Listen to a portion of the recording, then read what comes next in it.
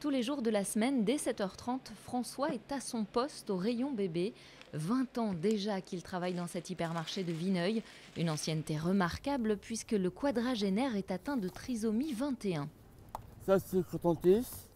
Sa mission, remplir le rayon et faire le facing, c'est-à-dire remettre devant le stock restant, une tâche qu'il prend très à cœur.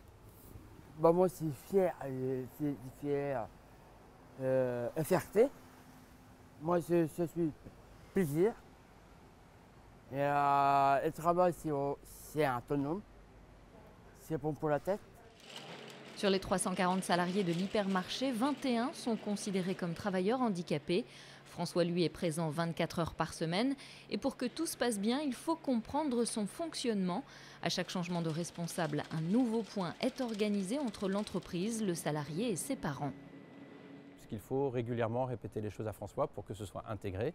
Donc on travaille un petit peu différemment avec lui et on travaille aussi avec ses parents donc très régulièrement où on va leur donner des informations sur le quotidien pour que ses parents puissent communiquer donc, les informations auprès de François. Pour qu'il soit intégré au milieu ordinaire, ses parents ont dû batailler ferme car on ne parlait pas encore d'inclusion il y a 40 ans. Un combat rude pour que François puisse avoir la vie qu'il voulait et pas celle que les institutions lui proposaient. Le plus compliqué au jour d'aujourd'hui, c'est l'administration. C'est pas tellement l'employeur, c'est pas tellement le jeune. C'est l'administration où on est dans un système parallèle, dans un monde parallèle, où on n'est pas dans la filière handicap, on n'est pas totalement dans le monde ordinaire, mais il n'y a rien, on ne coche pas de cases. Elle non plus ne rentre pas dans les cases. Loéline a 17 ans. Elle est actuellement en stage chez Stéphane, un traiteur vendômois. Tous les mardis, la jeune fille conditionne les repas vendus en bocaux.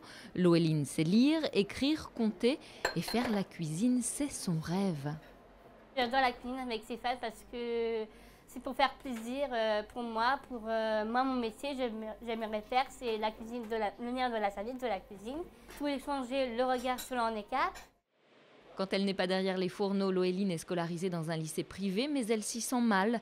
Les autres élèves se moquent d'elle. Aujourd'hui, elle souhaite donc arrêter son CAP, une décision que respecte Stéphane. Il souhaite d'ailleurs l'embaucher à temps partiel.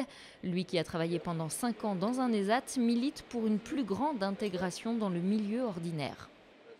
Ces personnes ont leur place dans la société, elles veulent leur place pour la plupart. Il y a beaucoup de personnes qui sont en structure et qui ne demanderaient qu'à en sortir.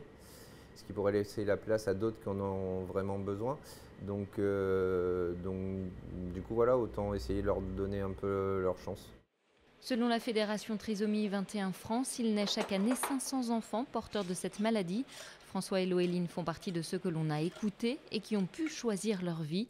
Une vie comme tout le monde, loin du milieu protégé.